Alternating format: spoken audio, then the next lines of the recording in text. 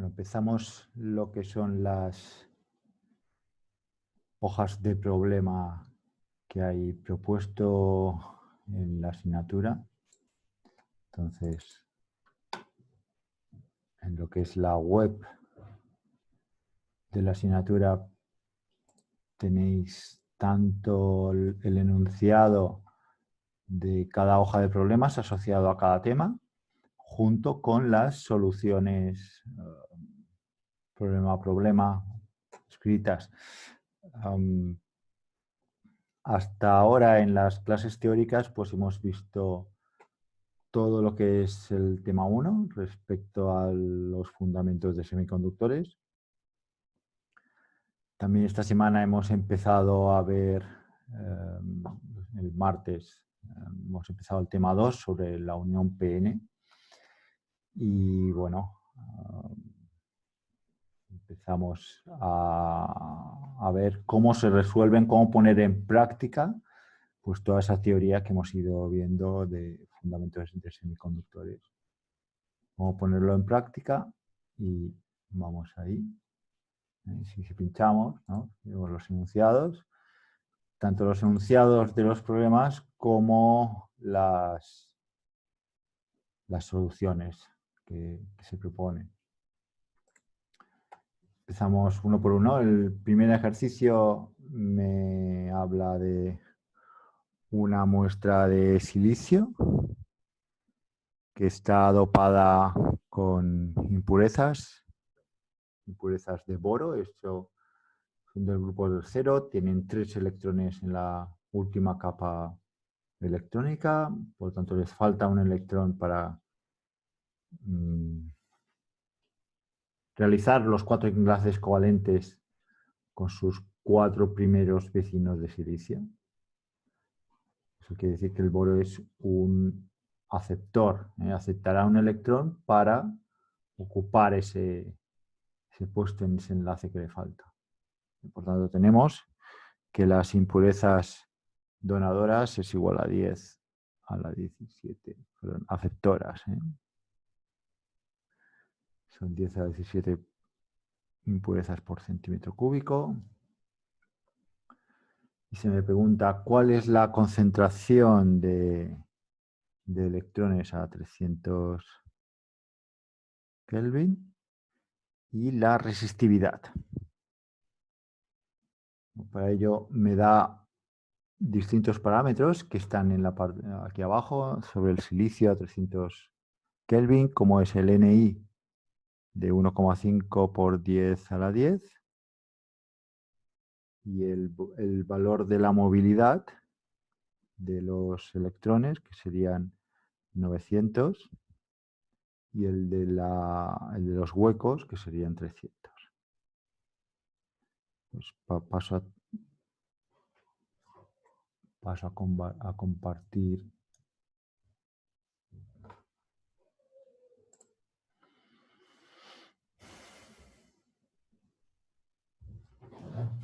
Esto es un poco el enunciado del problema. Tenemos ese silicio con aceptores, con un valor de Na de 10 a la 17.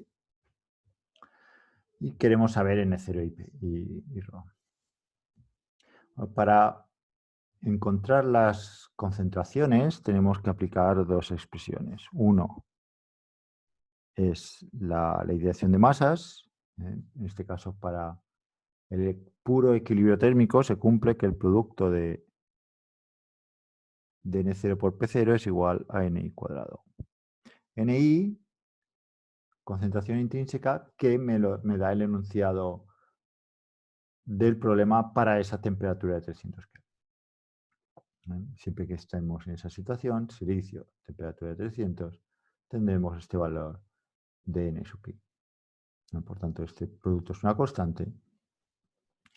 La pega es que tenemos dos incógnitas y solamente una ecuación. Me falta otra ecuación. La otra ecuación es la de neutralidad de carga. Toda la carga esté distribuida como esté. Bueno, en principio estará de forma homogénea, pero estuviese como estuviese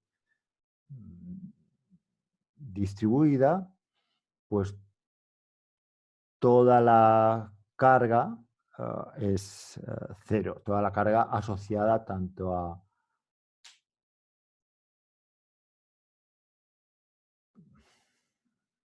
lo que serían los portadores móviles, ¿eh? Como los enlaces o las impurezas ionizadas, ¿no? Yo tengo huecos, ¿no? Tengo electrones móviles y luego tengo las impurezas aceptoras que están ionizadas negativamente. Toda esta suma de cargas debido a huecos, electrones móviles e impurezas tiene que ser igual a cero, ¿no?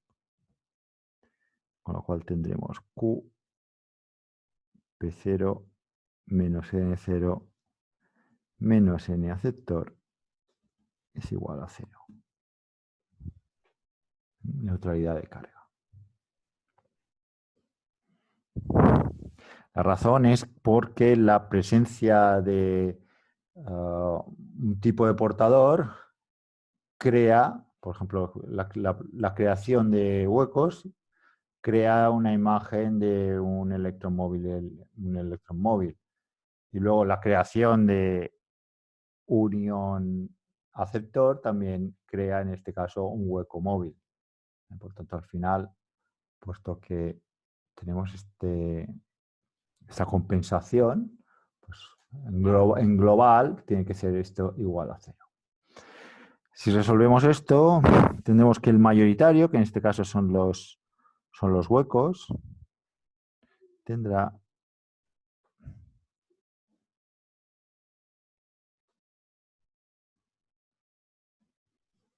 esta pinta.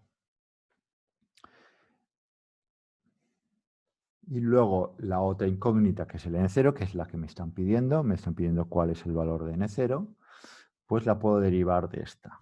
El N0 es igual a N cuadrado dividido por P0. Si tenemos una situación en la cual esta N sub A, este número de impurezas aceptoras ionizadas, es mucho más grande que el N sub I, que comparte aquí dentro de esta raíz cuadrada, si esta N sub A es mucho más grande que esta N sub I, pues tendremos que esto será despreciable y P sub 0 más o menos será igual a N sub A, ¿no? Sí. N sub A es mucho mayor que N sub I, entonces P0 es igual a N sub A. Lo cual es cierto porque N sub I es del orden de 10 a la 10, N sub A es del orden de 10 a la 17, por lo tanto. También aquí hemos tenido en cuenta pues, lo que comentaba, que a temperatura ambiente, a estos 300 Kelvin, todas las impurezas que tengo ionizadas es igual a la totalidad de impurezas que he puesto. Las impurezas que están ionizadas son todas, porque son las que yo tengo que poner aquí en esta ecuación de neutralidad. Por lo tanto, P0 igual a Na y N0 igual 1,5 por 10 a la 10 al cuadrado entre P0, que es Na, que son 10 a la 17. Y si ahora me voy a la calculadora,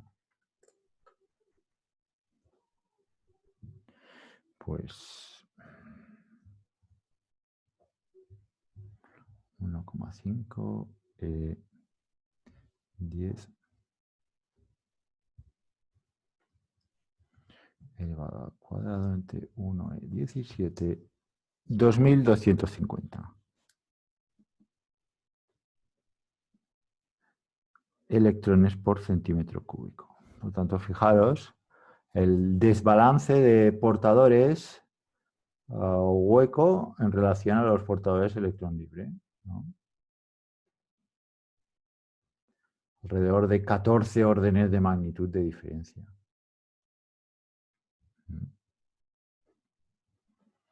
Esto es la primera pregunta N0. La segunda era la resistividad. La resistividad la encontramos en la relación entre densidad de corriente y campo eléctrico. La resistividad es intrínseca a cada material y es esa relación de proporcionalidad entre densidad de corriente eléctrica en el material y campo eléctrico que se fuerza.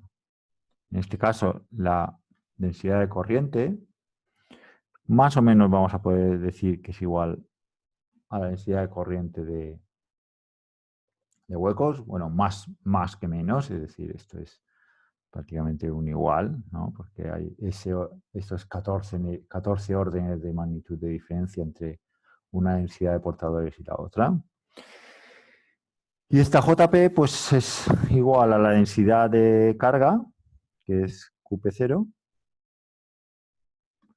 por la velocidad, ¿no? Esto es densidad de carga por velocidad de huecos.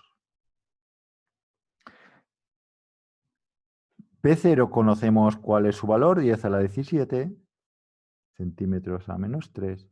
Q minúscula es la carga del electrón. V sub P la velocidad a la que van a ir los electrones y yo ahora mismo no sé cuál es. Tengo que pensarlo un poquito.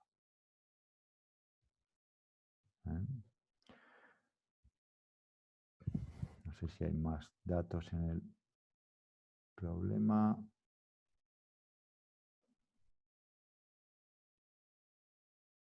Vale. Vale, en este caso, la velocidad de los portadores en relación al campo eléctrico que se fuerza, pues es una relación lineal. Mu sub P por E, por el campo eléctrico, me va a dar la velocidad de los portadores. Esto sea así siempre y cuando el campo eléctrico no pase de un valor crítico y en el cual esto pasa a lo que es la velocidad de saturación. Nosotros vamos a responder este problema en este régimen de campos eléctricos medianos o moderados, ¿no? En donde no se ha saturado la velocidad de los portadores, por tanto JP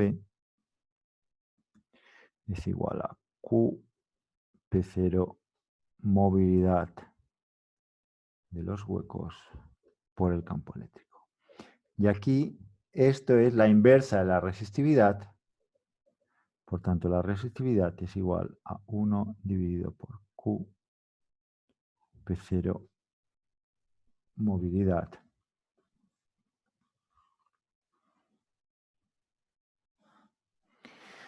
Q es 1,6 por 10 a la menos 19 coulombios. P0 son 10 a la 17 centímetros a la menos 3. Movilidad me lo da el problema. Es 300 centímetros cuadrados por voltio por segundo. ¿Qué unidades tendré? Bueno, este centímetros cuadrados se me va con este menos 3 y me queda menos 1. Coulombios por segundo me da amperios.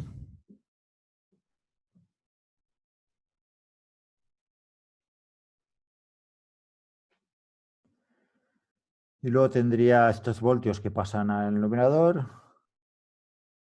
Voltios por amperio es ohmio. Por lo tanto, estos serán ohmios por amperio, ¿no? Es decir, 1 dividido por 1,6 E menos 19 por 1 E 17 por 300 tal cual, 0,2.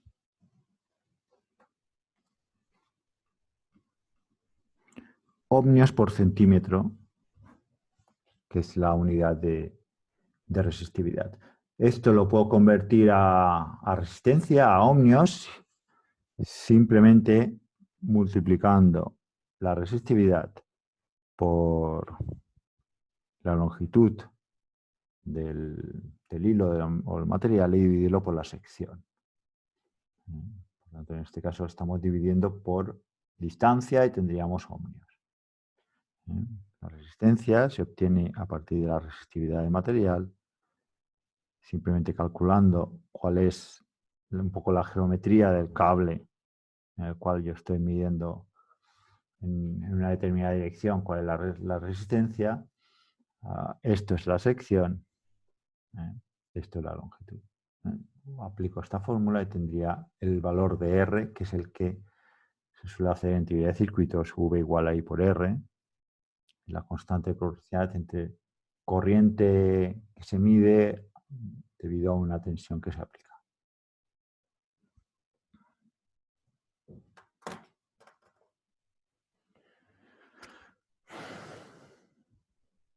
Bueno, esto era el primer apartado del primer problema. El segundo apartado me habla de una muestra de germanio.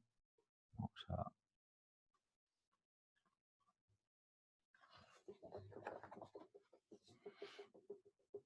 Me han cambiado aquí el material, la muestra es de germanio y por lo tanto a la temperatura en la que está, la misma que la del apartado A, que son 300 Kelvin, pues el valor de N sub pi ya no es el mismo, el valor de N sub pi ahora es 2,4 por 10 a la 13 centímetros a menos 3.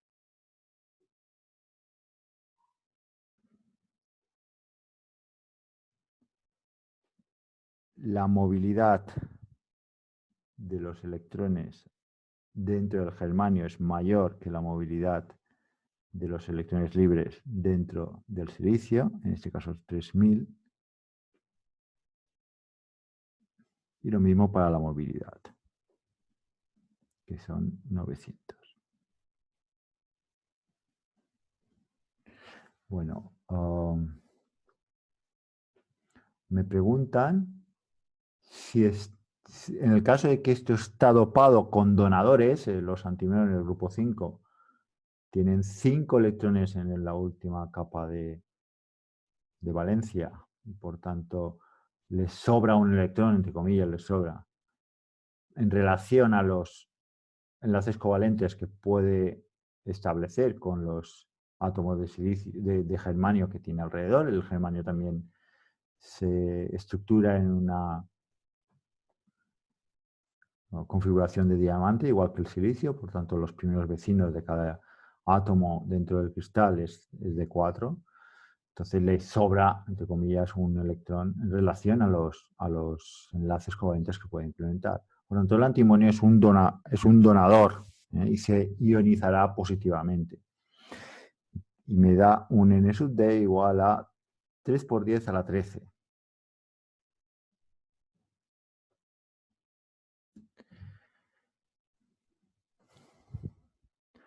Lo que me preguntan es la concentración de electrones a 300 Kelvin y la resistividad.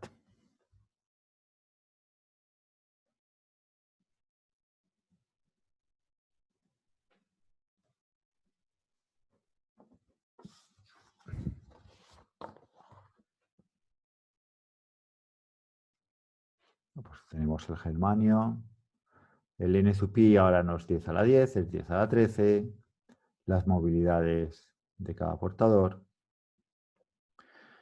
el dopaje que tengo, 3 por 10 a la 13, y ahora me preguntan el N0, cuánto vale.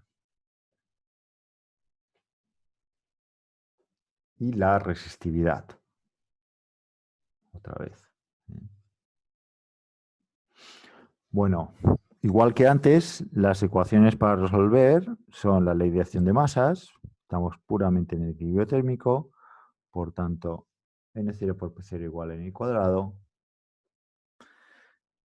La neutralidad de carga, ahora es Q, P0 menos N0, y ahora no estoy restando N sub A porque ahora no son aceptores, son donadores. Estos donadores vamos a asumir que a temperatura ambiente de 300 Kelvin están todos ionizados, por tanto n sub d más es igual a n sub d, por tanto aquí tendré que sumar la contribución de los n sub d. Toda esta suma ha de ser igual a 0 por esa condición de neutralidad de carga, ¿no? De que el mecanismo de creación de estos portadores es que los huecos proceden o de, perdón, los electrones proceden o de huecos creados o de impurezas donadoras que se han ionizado. Por lo tanto, como tenemos esa relación 1 a 1, elemento a elemento, pues la suma total ha de ser igual a 0. Estos sí son dos ecuaciones, dos incógnitas. Aquí el mayoritario no son los huecos como en el ejercicio anterior, sino que serán los electrones. Tenemos una solución similar a la anterior, pero ahora en lugar de P0 igual a la relación con la raíz cuadrada, ahora es N0.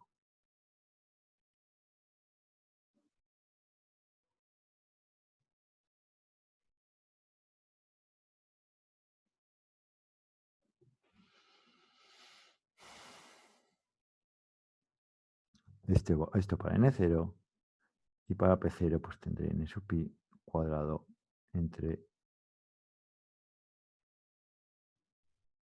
N0. Tenemos estas dos soluciones. En el ejercicio anterior era muy sencillo.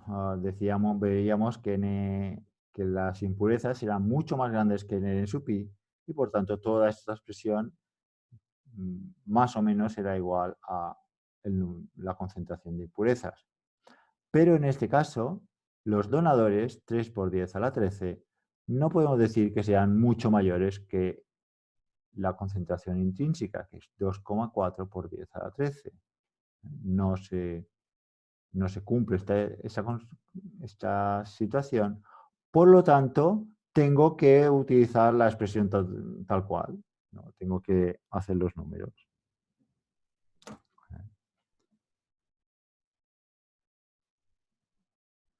ND igual 3E13, NI igual 2,4 E13, NO igual ND más raíz ND cuadrado más 4 por NI cuadrado dividido por 2 y PO igual NI cuadrado entre NO. A ver. Tenemos que N0 es 4,33 por 10 a la 13 y P0 es 1,33 por 10 a la 13 centímetros a la menos 3 para ambos. En este caso, ya no hay la diferencia tan abismal que había en el ejercicio anterior entre huecos y electrones. Aquí los mayoritarios son electrones libres porque yo lo que tengo son impurezas donadoras, pero no es una diferencia abismal como en el ejercicio anterior, ¿no? Que había 14 órdenes de magnitud. Aquí simplemente es poco menos que 4 veces más los electrones libres que no los huecos. Entonces, para calcular la resistividad del material, ya no podemos decir que J era más o menos a la densidad de corriente de los mayoritarios. Aquí la J será la suma de las densidades de corriente debido a los electrones libres que están al arbitrio del campo eléctrico que ponemos, más la densidad de corriente debido a los huecos. Por lo tanto, aquí tenemos Q por N0, movilidad de los electrones por el campo eléctrico, más Q por P0, ¿no? Que esto es la densidad de carga por la velocidad a la que se mueven, vuelvo a suponer que estoy en campos moderados o a débiles, ¿no?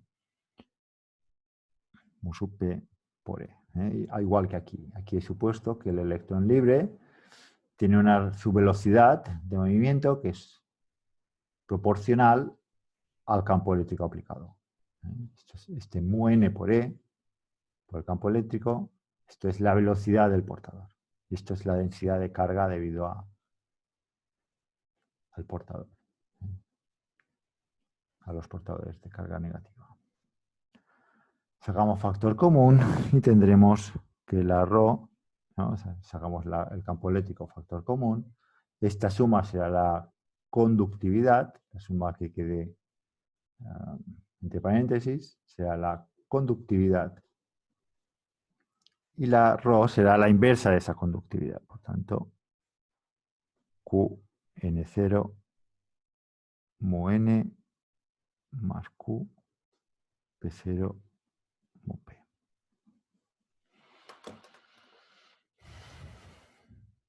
La mu n son 3000, la mu P son 900, la Q es 1,6 e menos 19. Ya hemos visto antes que las unidades eran ohmios por centímetro. Esto es Q por N0 por mu n más Q por P0 por mu P. 44,05 ohmios por centímetro. Es decir, es bastante más resistivo este germanio poco dopado que el caso del silicio altamente dopado. En el caso del silicio era 0,2. Aquí es 44. Por tanto, hay ahí 2 órdenes de magnitud de diferencia de resistividad. Este germanio se parece más a un aislante que no el silicio, que es más conductivo. Bueno, esto sería el primer ejercicio. Si no hay preguntas, pasamos al segundo. Segundo ejercicio. Me hablan de una muestra de silicio que está dopada con donadores y aceptores. 6 por 10 a la 15 y 2 por 10 a la 15. Y me dicen, encuentra el valor de la posición del nivel de Fermi, o sea, cuánto vale la energía de Fermi en relación al intrínseco, ¿no? ¿Cuál es esa diferencia? Y luego me habla del signo del coeficiente Hall. Bueno, vamos primero a la primera pregunta. Como dato me da la constante de Boltzmann, 8,62 por 10 a la menos 5 electronvoltios por Kelvin.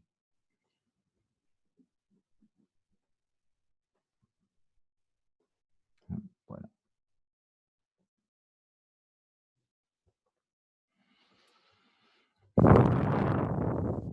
Primero de todo, tenemos dos tipos de impurezas, donadoras y aceptoras.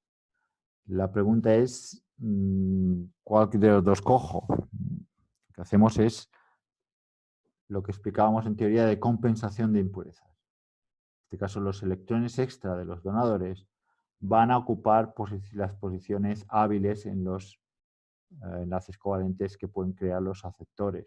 Los aceptores aceptan electrones de los donadores, que se deshacen de ellos, y ambos se ionizan. Puesto que tenemos más donadores que aceptores, pues acabaremos con todos los aceptores ionizados debido a donadores. Y esos sean aceptores ionizados fijos.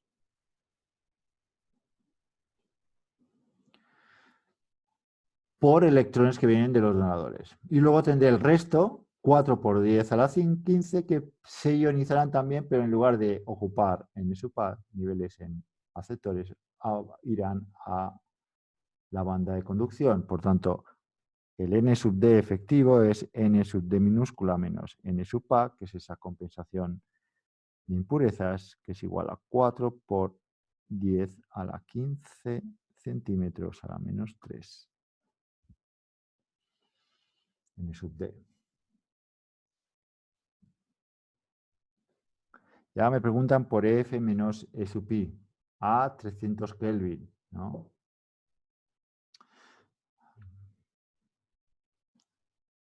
Como el material es silicio, a 300 Kelvin, tenemos que el N sub I, ya sabemos del problema anterior, es 1,5 por 10 a la 10 centímetros a la menos 3, que es muy inferior a este valor de N sub T. Y por lo tanto, y a temperatura ambiente, podemos asumir que los mayoritarios electrones es aproximadamente igual a n sub d, igual a 4 por 10 a la 15 centímetros a la menos 3.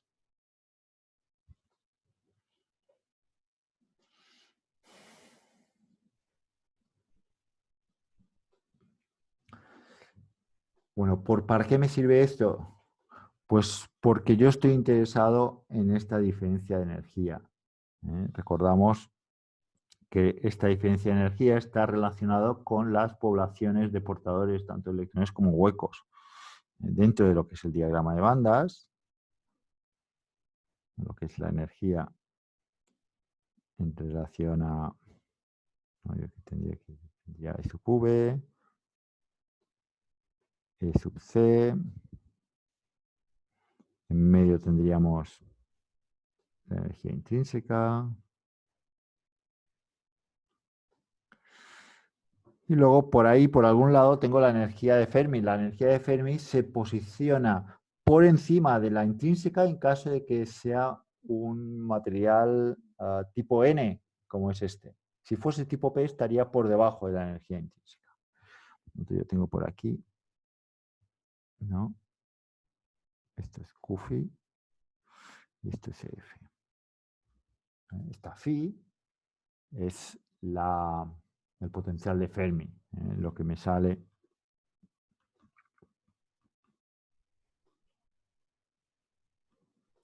Aprovecho para recordar esta expresión, que va a ser muy usada durante el curso, que es que en equilibrio térmico los electrones libres es n sub i por la exponencial de esa potencial de Fermi entre Vt, y luego P0 es igual a n sub i por e elevado a menos el potencial de Fermi entre Vt.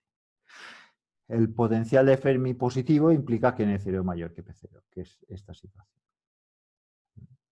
En este caso, el potencial de Fermi es esta diferencia que estoy buscando por unidad de carga.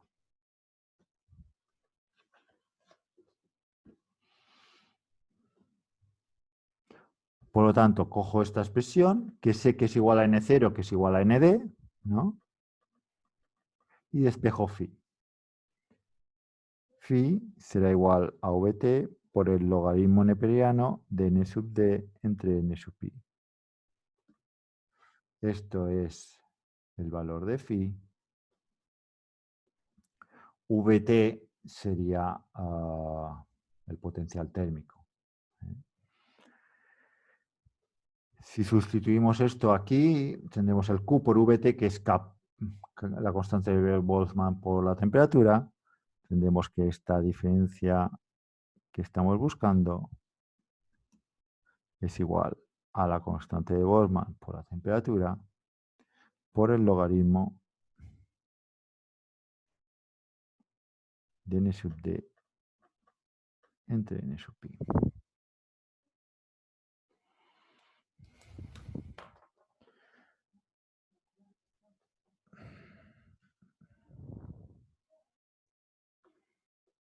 Estos serán KB son electrones voltios en Kelvin, multiplicado por Kelvin me dará las unidades en electronvoltio. Por tanto, tengo 8,62 por 10 a la menos 5, 8,62 menos 5 por la temperatura por el logaritmo de la ratio de concentraciones. La concentración en el numerador es la concentración de los electrones libres, que es igual a n sub d, es decir, 4e a la 15, dividido por el n sub i, que es 1,5 por 10 a la 10.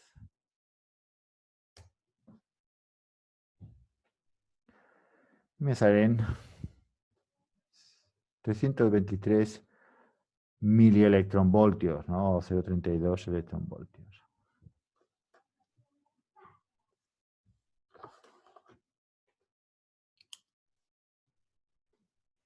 .323 electronvoltios. Esta diferencia de energía. Positiva, indicando que son electrones libres, lo que tenemos ahí, más, en mayor medida que huecos. Esto es la respuesta a la primera pregunta. En cuanto a la segunda pregunta, es ¿cuál es el valor y el signo del coeficiente Hall? Vamos a ver.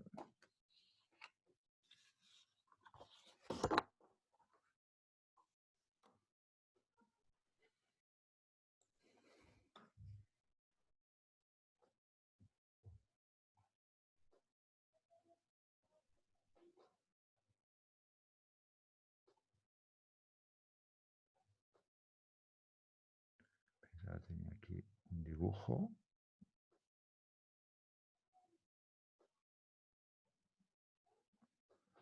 Pero veo que no tengo el dibujo. Aquí.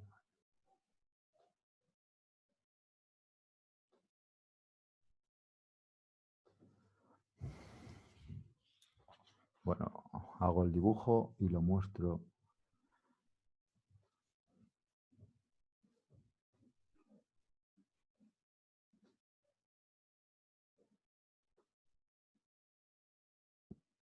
Y lo muestro por pantalla.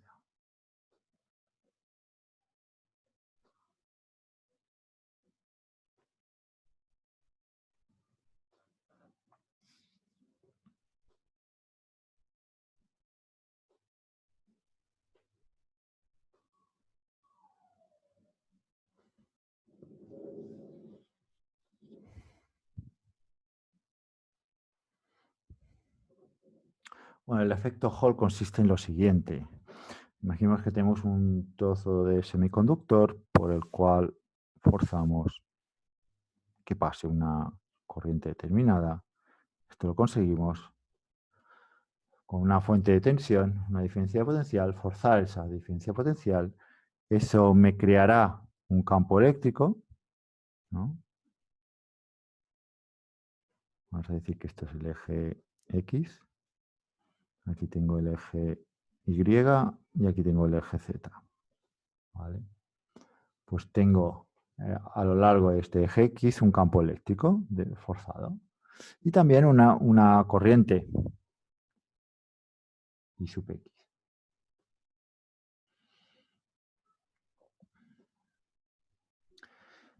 Forzamos un campo magnético perpendicular al material, ¿no? en el eje Z. Y este campo magnético lo que hará es, debido a la fuerza de Lorentz que se creará, es desplazar las cargas o los portadores de carga que tenemos en movimiento a lo largo del eje X, es trasladarlo o desviarlos hacia la parte de las Y negativas, los mueve hacia las Y negativas. Tanto si es un electrón libre como si fuese un hueco. Si la conductividad es debido a partículas de carga positiva, pues esas partículas de carga positiva se moverán el eje X y notarán una fuerza de Lorentz hacia la izquierda. Y si tengo un portador de carga negativa, pues como se mueve en el sentido contrario y como tiene la carga de signo contrario a este, pues se moverá en el mismo sentido que la carga positiva. La fuerza de Lorentz, QV por B. El portador de carga positiva, Q es positivo, pero va en este sentido, por lo tanto, este producto tiene el sentido contrario que el portador de carga negativa, pero también tiene el signo contrario que la carga del otro portador, con lo cual al final la fuerza está mirando hacia el mismo sentido. ¿Y eso qué me indica? Pues que yo podré experimentalmente observar cuál es la tensión entre estas zonas negativas del eje Y y las zonas positivas. Si tengo una tensión positiva, querrá decir que la conducción es debida a unas partículas de carga positiva. Si esta tensión es negativa, querrá decir que aquí hay, pues eso, más carga negativa que aquí, y por lo tanto los portadores de carga son de carga negativa. Es una forma de verificar un poco la teoría. No solamente verificarlo en cuanto a que pueden haber materiales con portadores de distinto signo de carga, sino también puedo evaluar de forma cuantitativa cuál es la densidad de portadores, cuál es la movilidad de estos portadores. Dicho de otra forma, solamente con la tensión Vx e Ix, ¿no? Vx será igual a Ix por la resistencia, ¿no? Esto es la ley de Ohm, esto es lo que yo podré medir. Fuerza una tensión, o voy forzando una tensión y miro qué pendiente hay en mi curva Ix, Vx, y esta pendiente es 1 entre R. Miro distintos puntos y tengo ahí una línea recta.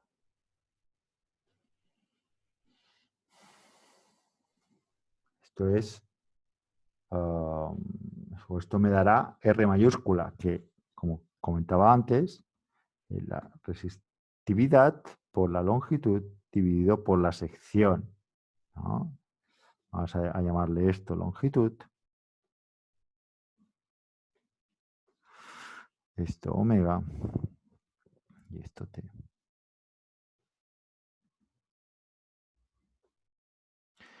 Puesto que esto lo puedo medir, yo puedo sacar la resistividad. Y de la teoría yo sé que la resistividad es 1 dividido por Qn0 por mu n más Qp0 por mu p. Por lo tanto, aquí está mezclado todo. Incluso si puedo decir que hay un mayoritario, tipo N o tipo P, se me quita una de los sumandos, pero aún así aquí tengo multiplicando N0 por mu N. Entonces yo puedo saber este producto, pero no puedo saber individualmente cuánto vale N0 y cuánto vale la movilidad. Me falta una ecuación ahí en mi sistema. La otra ecuación viene de la tensión VAB, que pueda medir aquí, forzada por una BZ, por un campo magnético que ya forzado. Esta VAB es proporcional al producto del campo magnético por la corriente dividido por T minúscula, que es este grosor. No voy a entrar, esto ya está explicado en teoría. Y esta RH Pues depende. Si es un semiconductor tipo N, esta RH será -1 entre QN0. Si es un semiconductor tipo P, esta RH será -1 entre QP, no, perdón, +1 entre QP0. Cambia el signo, que hace cambiar la tensión que yo observo, y es inversamente proporcional a esa concentración. Aquí no está mezclada con la movilidad.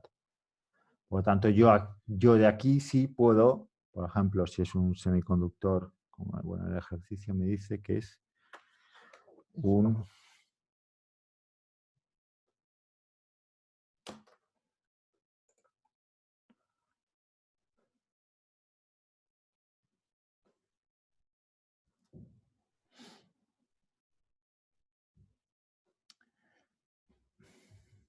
una muestra de silicio con más donadores que aceptores, por tanto es un semiconductor tipo N.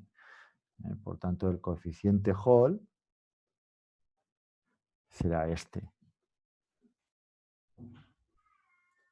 Repito, el signo me da si es tipo N o tipo P, y luego yo podría sacar este N0 simplemente haciendo este producto.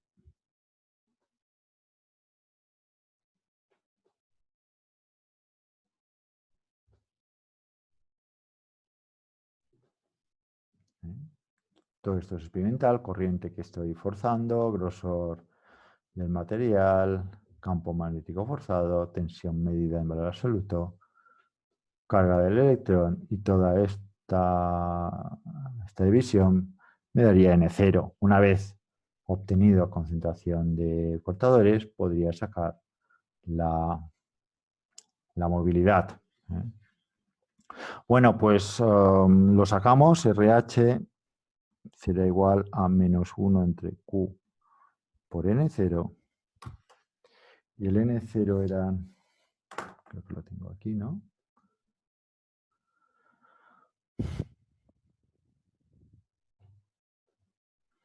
Era 4 por 10 a la 15, ¿no? Por tanto, esto es -1 entre Q por la N0, que es 4 por 10 a la 15, si no me he equivocado. ¿No? Esto sería el valor del coeficiente Hall.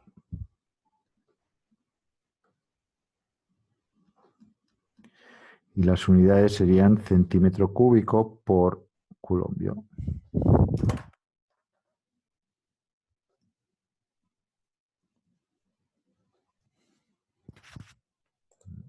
Si no me he equivocado, centímetro cúbico por culombio. Este sería el valor del coeficiente Hall.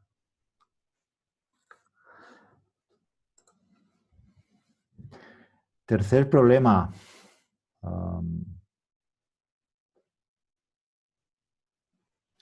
Sea una muestra de silicio. Cualquier pregunta, ¿eh? No dudéis en hacerlo. Tengo un trozo de silicio dopada con átomos aceptores, el boros aceptor. Por tanto, N sub A es igual a 10 a la 15. Tengo cierta concentración de donadores que desconozco y sé que el nivel de Fermi es 0,33 por encima del intrínseco, 0,33 electronvoltios. Dicen, calcula la N sub D. Me da el valor de la concentración intrínseca, eso me dirá o me da una idea de qué orden de magnitud he de tener de impurezas para que sea despreciable los minoritarios en relación a los mayoritarios, y que los mayoritarios sean más o menos igual a la concentración efectiva. Y luego también me da la constante de Boltzmann para aplicar en mi razonamiento, bueno, pues tengo aquí el enunciado. Me piden esta n sub t.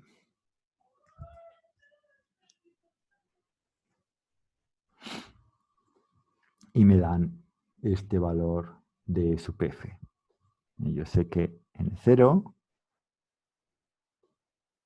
por ejemplo, he puesto que está por encima, el sub f está por encima de sub i, los mayoritarios serán n0. Por tanto, esto ya me da una pista de que este n sub d estará por encima de n sub a, que es 10 a la 15. Exacto. Entonces n0 es igual a n sub i por e elevado a ef menos e sub i. Esto lo conozco, que es 0,33, dividido por kBt. La temperatura son 300 Kelvin, creo. Recordar, a ver, verificamos. Efectivamente, 300 Kelvin. Es igual a 300 Kelvin.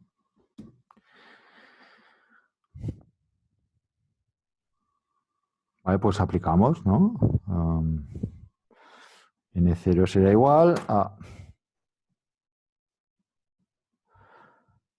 N sub i, 1,5 por 10 a la 10, por la exponencial de esa energía extra sobre la energía de Fermi sobre la intrínseca, dividido por kT, en donde K es 8,62 por 10 a la menos 5 electronvoltios por Kelvin. Importante, esto es la misma unidad que esto de aquí, estos son electronvoltios, y luego por 300 Kelvin. Por tanto, tengo 5,22 por 10 a la 15.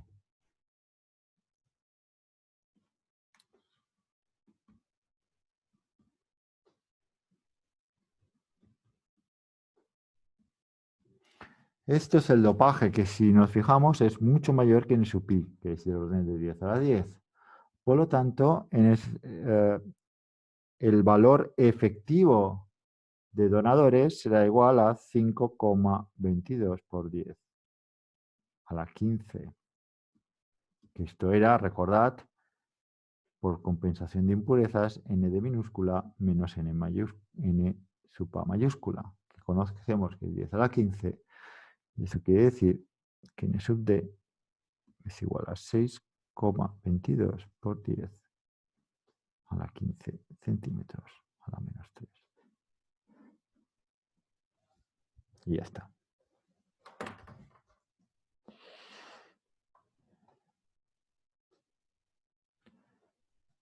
Siguiente problema, cuarto.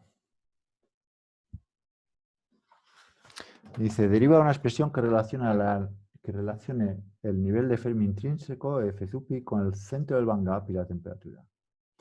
Calcula dicho desplazamiento para el caso del silicio operando a 300 Kelvin y teniendo en cuenta que las masas efectivas son 1,1 M0 para la masa efectiva del electrón y 0,56 M0 para la masa efectiva del hueco.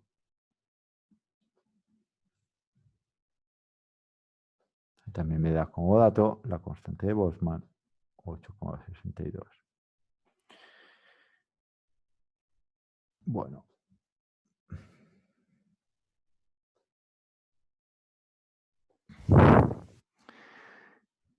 N0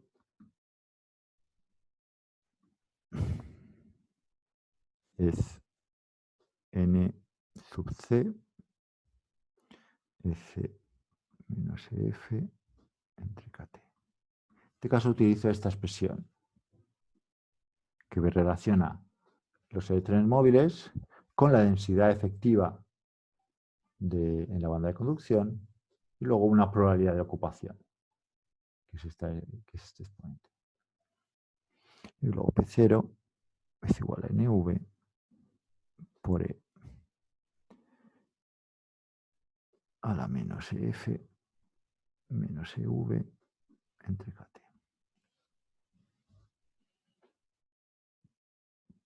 Lo mismo, densidad efectiva por probabilidad de ocupación, que esto, en principio, si la energía de Fermi está dentro del band gap, estos exponenciales, el argumento de esta exponencial siempre es negativa, y por tanto, este exponencial siempre sea inferior a 1. Para esa situación de semiconductor no degenerado, en donde es válida esta expresión. O para la situación en donde yo tengo un semiconductor intrínseco, pues N0 y P0 valen N sub I. Son iguales. Si divido estas dos expresiones, tendré N sub C, N sub V, por E elevado a este argumento menos este argumento, ¿no? Por tanto, tengo menos EC, menos por menos, aquí tengo más EV, menos 2 veces F sub I dividido por KT.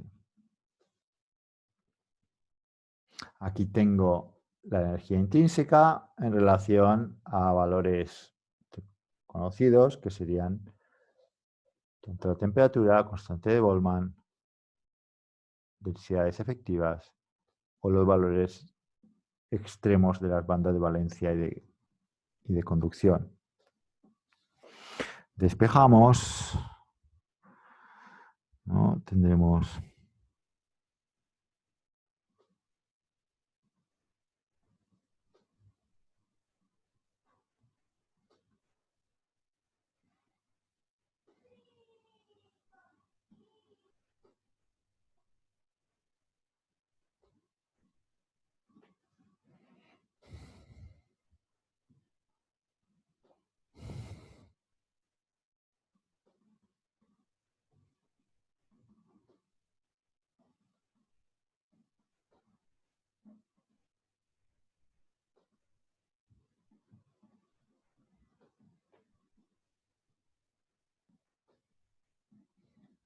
y esto me da una expresión, una primera expresión de la energía intrínseca en relación a la mitad del band gap. Más o menos en la mitad del band gap, más un extra relacionado con la ratio entre NC y NV, dependiente linealmente con la temperatura. Podrá ser importante o no, ahora lo miraremos. Para NC y NV tengo una expresión, que la tengo por aquí, que es esta, ¿no? NC es 2 veces 2pi. Hay una relación con la movilidad de los electrones libres, también con la temperatura, hay una relación polinómica, donde el exponente es 3 medios, ¿no? Para NV tenemos algo similar. Pero en lugar de la masa efectiva del electrón, pues naturalmente ponemos la masa efectiva del hueco. Entonces, al dividir estas dos, yo tendré, ¿no? Esta división será masa efectiva del electrón dividido por masa efectiva del hueco elevado a 3 medios. Esta masa efectiva del electrón y del hueco me daban 1,1 M0 0,56, ¿no? Por tanto, yo puedo poner esto, F sub I, igual a la mitad del band gap menos KT entre 2, pero bueno, este exponente que vendrá aquí, en el logaritmo, luego pum, puede pasar aquí multiplicando, por tanto tendré 3 medios entre 2, por tanto 3 cuartos, menos 3 cuartos de KT, por el logaritmo de esta ratio, que es 1,1 entre 0,56.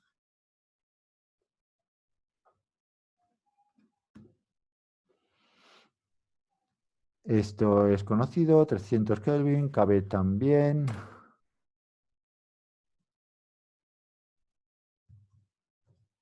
¿No? El constante de Boltzmann ya la ponemos aquí en la variable del R, de menos 5. Por tanto, obtendré 3 cuartos por logaritmo neperiano de 1,1 entre 0,56. Aquí me falta algo, ¿no? Que es el KT por KB por la temperatura, que son 300, pues el logaritmo de la ratio entre masas efectivas, 0,013 electronvoltios. Como hay un menos, ¿no? Tendré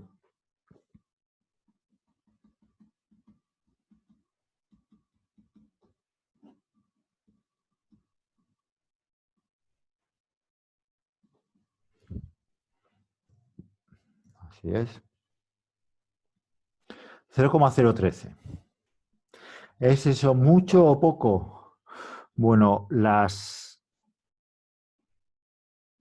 band gaps típicos es del orden del electronvoltio, ¿no? Por tanto, aquí tendré 500, del orden de 500 milielectronvoltios. Estos son 13 milielectronvoltios, ¿no? Ya un poquito más para abajo. 13 en relación al band gap, que son 1000, pues despreciable. Más o menos, la energía intrínseca para esa temperatura ambiente, más o menos es la mitad del band gap.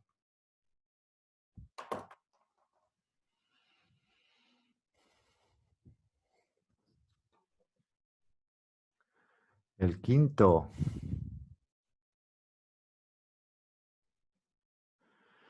quinto me dice, tenemos una barra de silicio de 0,1 centímetros de longitud.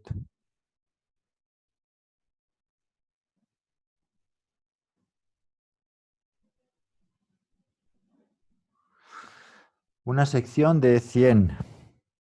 Bueno, aquí me pone 100 milímetros cuadrados, quiere decir 100 micras cuadradas. Vamos a poner 100 micras cuadradas, que es más realista.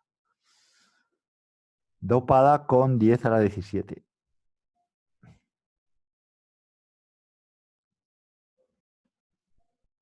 Átomos de antimonio, que estos son donadores.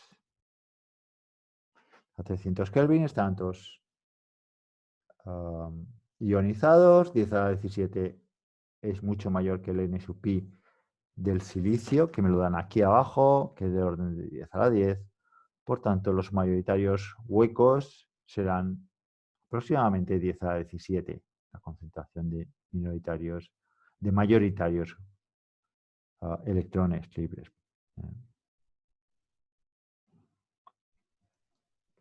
Dice, calcula la corriente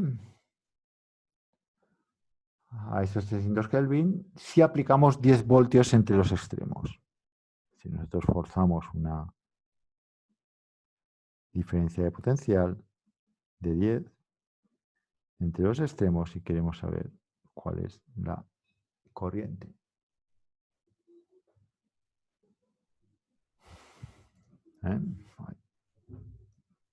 Es decir, tenemos un semiconductor, longitud 0,1, 100 micras cuadradas de sección, forzamos una diferencia potencial de 10 voltios, medimos una corriente. ¿Cuál es este valor de corriente? ¿Qué vamos a medir aquí?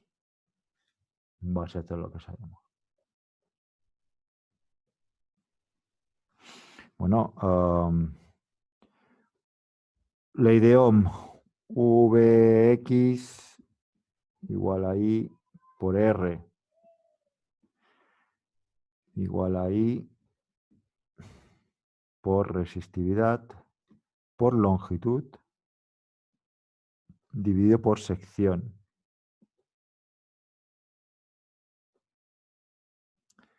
Esto es un semiconductor tipo N silicio, de hecho,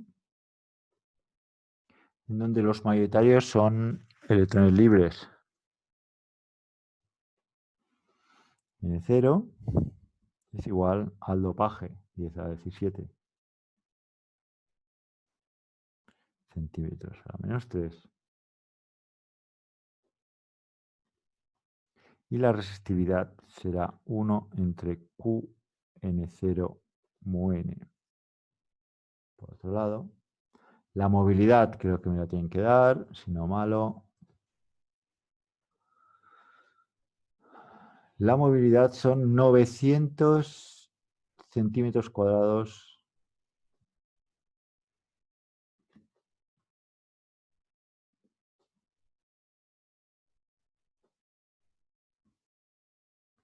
por voltio por segundo. Y también me dan la velocidad de saturación. Uy. Esto me indica que no tiene que ser tan trivial como podía pensar.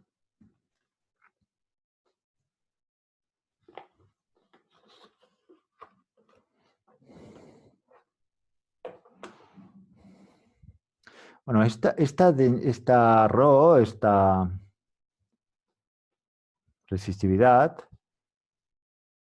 me viene del hecho de pensar que los campos eléctricos que yo tengo aquí dentro son relativamente pequeños. Esto era la expresión que me era válida si, solo si, el campo eléctrico que yo tengo aquí en medio es de moderados a medios, ¿no? Que no es muy grande. De forma que la velocidad de los portadores no esté saturada a un valor y sea proporcional a ese campo. Recuerdo, la velocidad de los portadores es proporcional al campo eléctrico, en este caso los electrones, hasta que llega a una velocidad de saturación. Entonces, esta resistividad, esta expresión, viene de entender que el campo eléctrico está en esta razón, en estos valores pequeños, no es muy grande. Por lo tanto, hemos de comprobar que realmente esto sea así.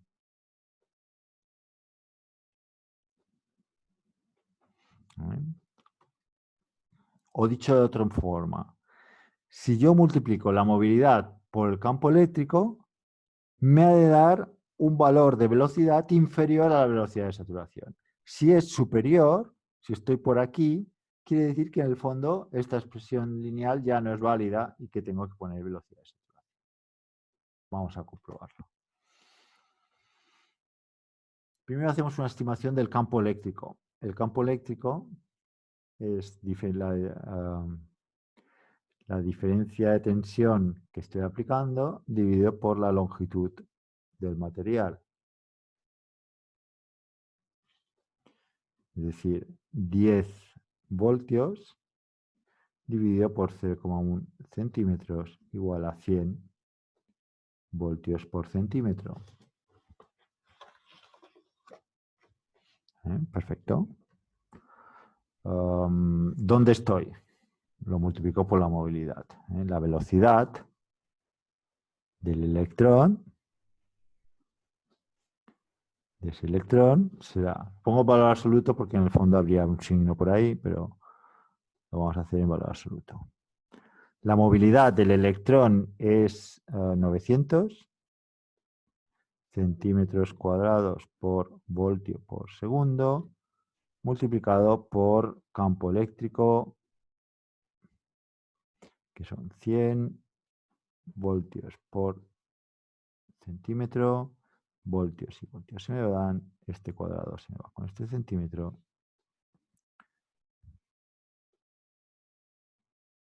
igual a 9 por 10 elevado a 1, 2, 3, 4, ¿no? centímetros por segundo.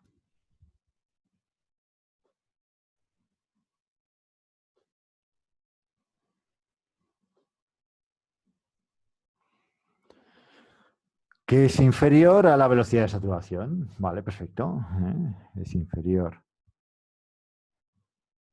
a la velocidad de saturación. Por tanto, yo puedo asumir que la corriente de los electrones es Qn0 por la velocidad que será mu n por e. Entonces, esto ya es la conductividad, la inversa es la rho. Entonces, lo puedo aplicar.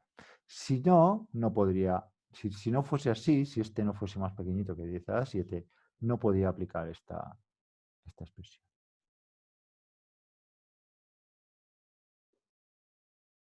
¿Vale? Por tanto, 1 entre Q por N0, vamos al R y vamos a hacer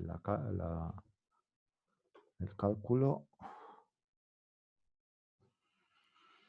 1 dividido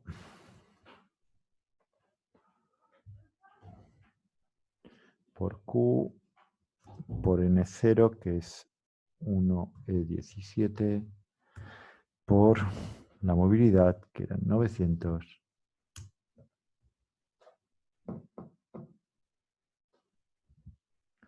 0,07, ¿no?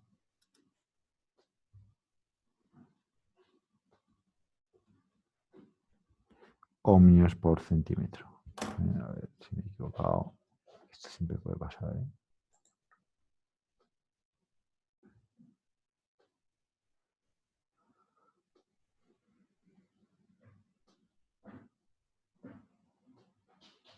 Vale, pero no me pedían la resistividad, me pedían la corriente. Ya decía yo que esto me sonaba. Me piden calcular la corriente.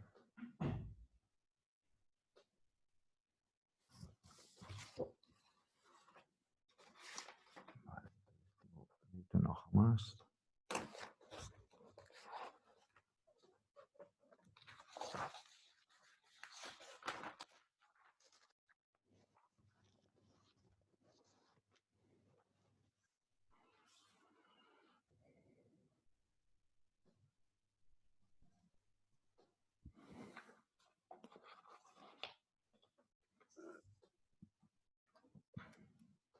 Necesito conocer el valor de la corriente, ¿no? Por tanto, la corriente será igual a Vx por la sigma por la sección dividido por la longitud. 10 voltios. Esto hemos quedado Qn0 por la movilidad de los, ¿no? Por tanto, 1,6 por 10 a la menos 19 coulombios por N0, que son 10 a la 17 centímetros a la menos 3, por la movilidad, que son 900 centímetros cuadrados por voltio por segundo. ¿Qué más? Ya tenemos la sigma. La superficie son 100 micras cuadradas.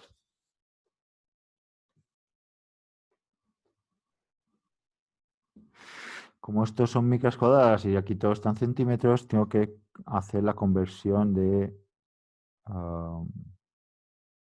micras a centímetros, ¿no? Entonces, yo tendré que 10 a la 4, ¿no? Yo tengo que 10 a la 4 micras son 1 centímetro, por tanto 10 a la 8 micras cuadradas será 1 centímetro cuadrado, por tanto 10 a la menos 8 centímetros cuadrados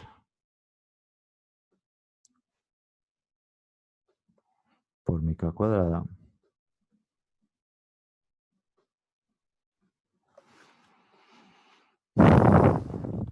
Hemos acabado ahí, dividido por la L, la L01. Por tanto, bueno, como no me cabe a la derecha, lo pondré aquí. 1 dividido por la L, que son 0,1 centímetros. No, esto sería la IX. Vamos a ver si no nos hemos equivocado. Tenemos micras y micras se me van. Aquí tengo 1, 2, 3 centímetros elevado a 4. Centímetros elevado a 4 por centímetros a la menos 4. Por tanto, estos centímetros y estos centímetros se me van. Aquí tengo voltios, que se me van con voltios, ¿no? Voltios y se me van con voltios. Coulombios por segundo, que es por definición amperios. Por tanto, me cuadra. Esto será IX. Ahora sí puedo ponerme a multiplicar toda esta lista de números. 1 entre 0,1 por 10 serán 100. Por la carga del electrón, 1,6 por 10 a la menos 19, por la concentración de portadores, 1 por 10 a la 17, por la movilidad, que eran 900, por 100 micras cuadradas, por el factor de conversión de micras cuadradas a centímetros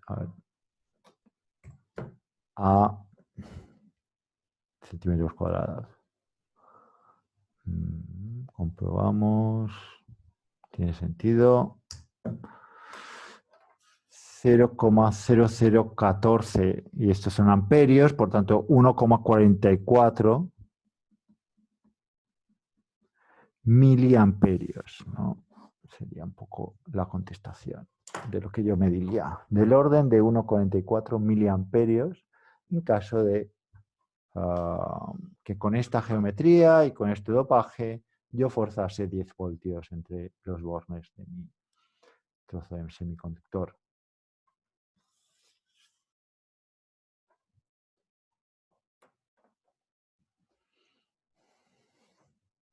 ¿Hay más preguntas?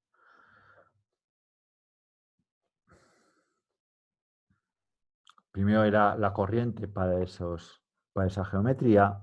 Me dice repetir el cálculo para una barra de silicio de una micra de largo.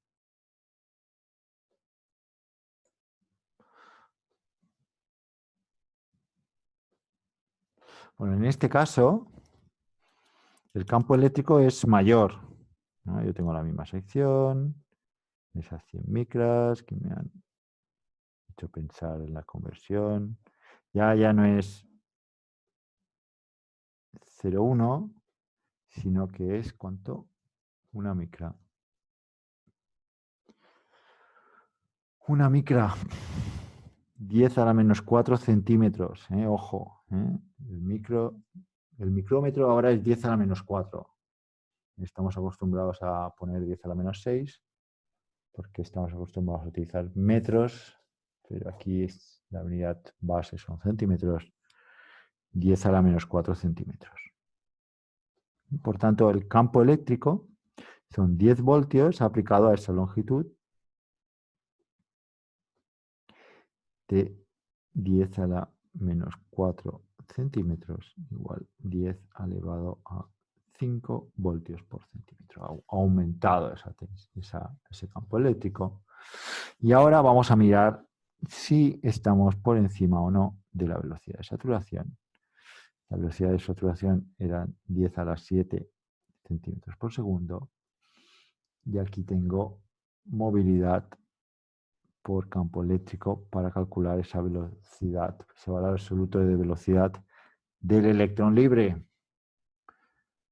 Por tanto, 10 a la 5 por la movilidad era 900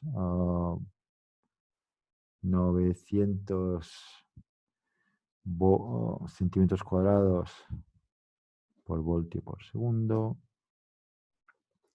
por 10 a la 5 voltios por centímetro. Los voltios y voltios se me van, centímetros y ese cuadrado se me van.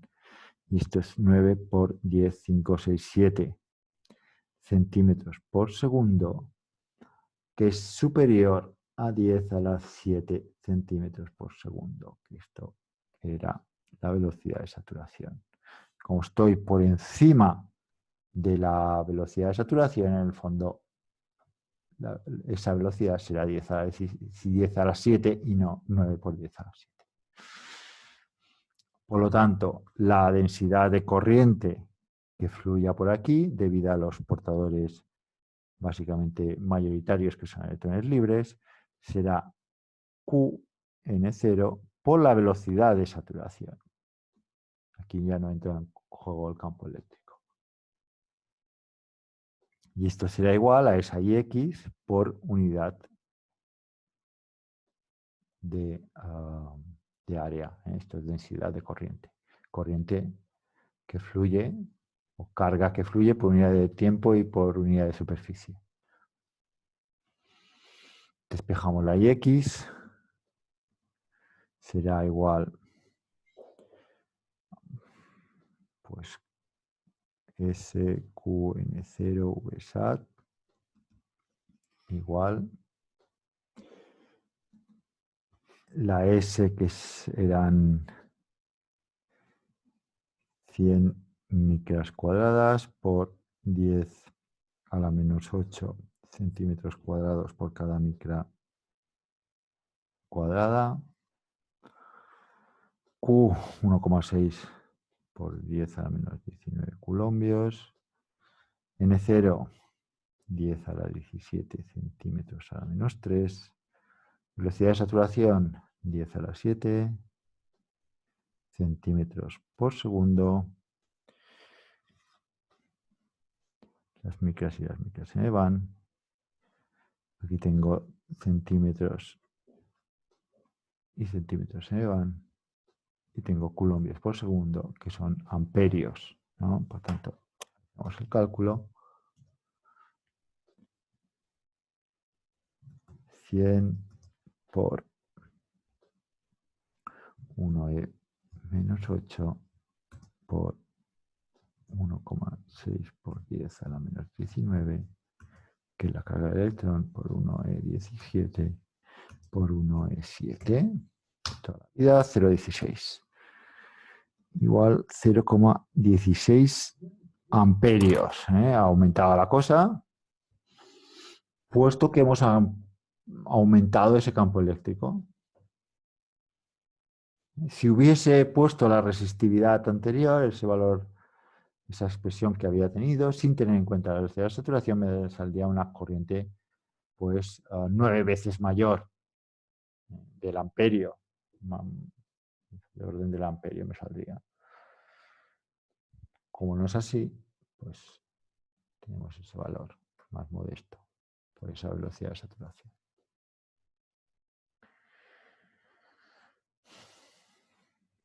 Siguiente problema, ejercicio 6.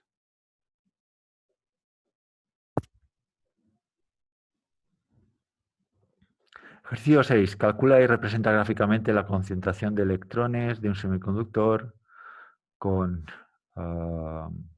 n sub c igual a 10 a la 19 para valores entre menos 5 y más 5. Bueno, es comparar la integral numérica de Fermi-Dirac, que es la solución exacta para esa concentración de portadores, independientemente de la posición de la energía de Fermi, ya sea dentro del band gap o fuera en la banda de conducción, con la expresión de la aproximación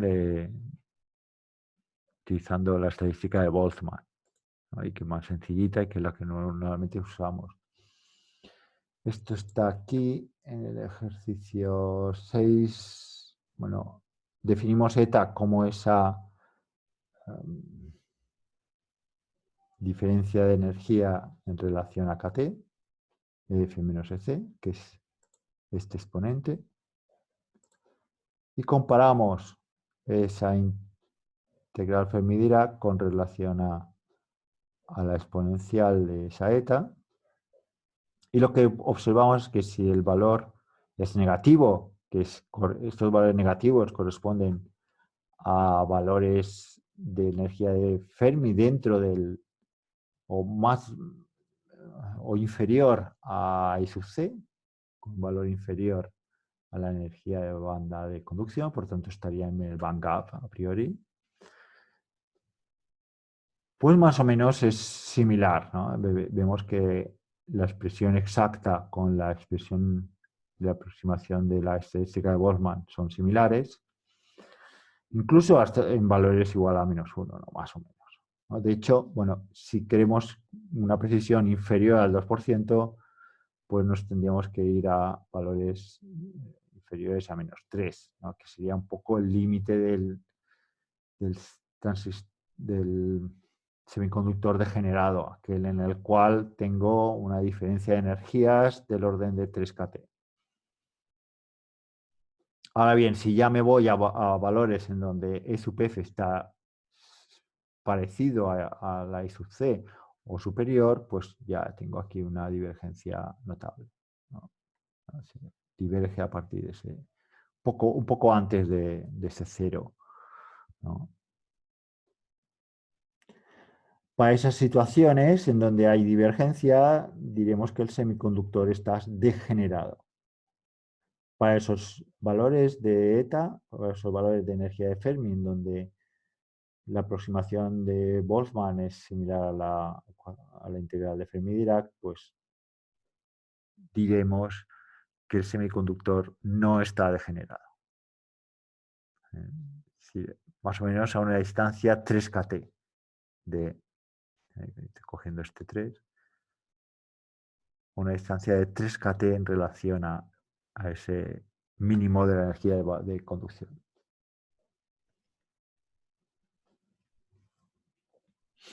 Porque Luis, Sí, adelante. una duda, es que yo he intentado hacer este ejercicio y la duda es que no llego, me habré equivocado seguramente en las matemáticas, pero era para saber la función de Fermi-Dirac, ¿la has definido? ¿Cómo la habías definido? Es que he intentado llegar desde los apuntes de cómo calculábamos con la integral cómo calculábamos la densidad de electrones partiendo de la integral y no había conseguido llegar a la de Fermi-Dirac. Vale. Bueno, está en la 1.2. Vale, vale.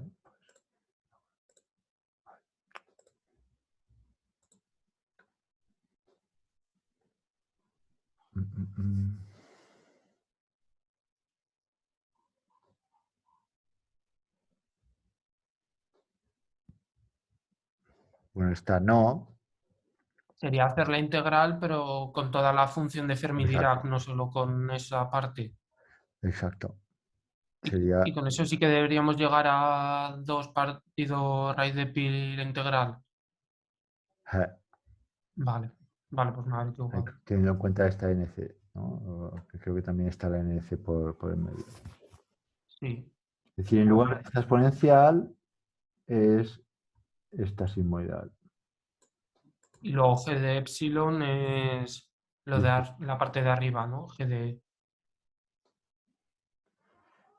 GDE, dices, Sí, g de es el raíz de es 2 la raíz esta. mn. Vale, sí. Y esto se va a resolver numéricamente. Vale. Que es esa F1 medio seguramente debido a esta raíz que hay por aquí en medio.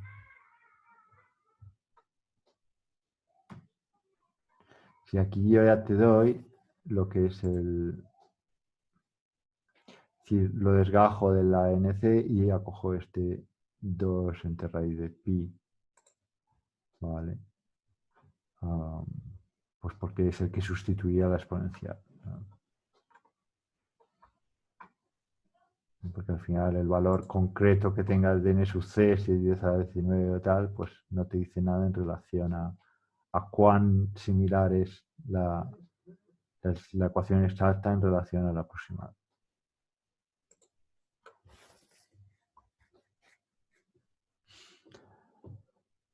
Míralo a ver si recuperas estos números. En principio tendría que ser parecido. No sé si... No, será que me habré equivocado en las mates en algún paso, no lo sé, lo volveré a intentar.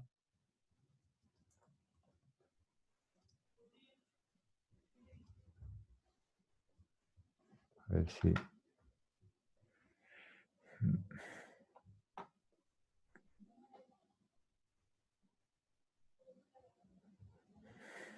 A veces hay aplicaciones online que te lo hacen. No veo por aquí. Vale, no, da igual, lo volveré a intentar. Vale. Séptimo problema y ya último. Sobre el mismo fenómeno del efecto Hall,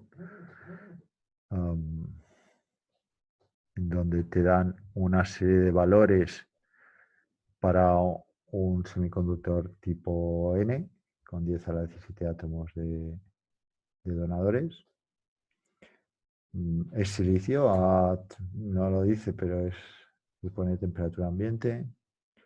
Te da las dimensiones en este caso de grosor, campo magnético que se fuerza, corriente que se mide, inicia ya resistividad, valor de coeficiente Hall y tensión debido al efecto Hall. En este caso me voy directamente a estas expresiones, ¿no? Vamos a repetir. Esa resistividad tendrá que ser 1 entre Q mu por ND, concentración de mayoritarios es igual más o menos a las impurezas, puesto que esas impurezas 10 a 17 son mucho mayores que la intrínseca. La movilidad, la que nos da el ejercicio, Q, la carga del electrón, ¿no? Y esto me da un valor de resistividad que tendré que medir. Coeficiente Hall, puesto que es tipo N, ya hemos comentado antes que será menos 1 entre Q por ND, ¿no?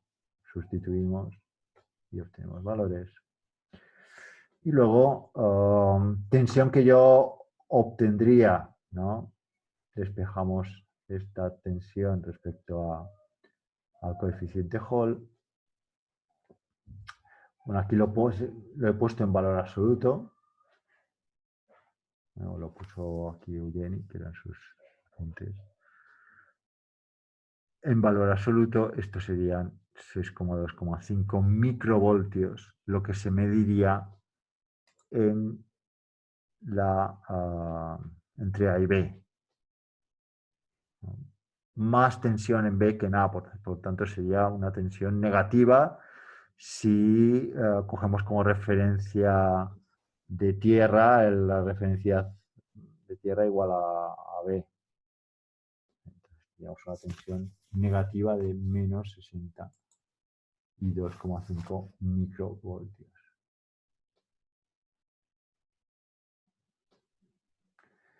Y creo que el octavo ya no lo vimos. No. Bueno, pues ya está. Lo dejamos aquí.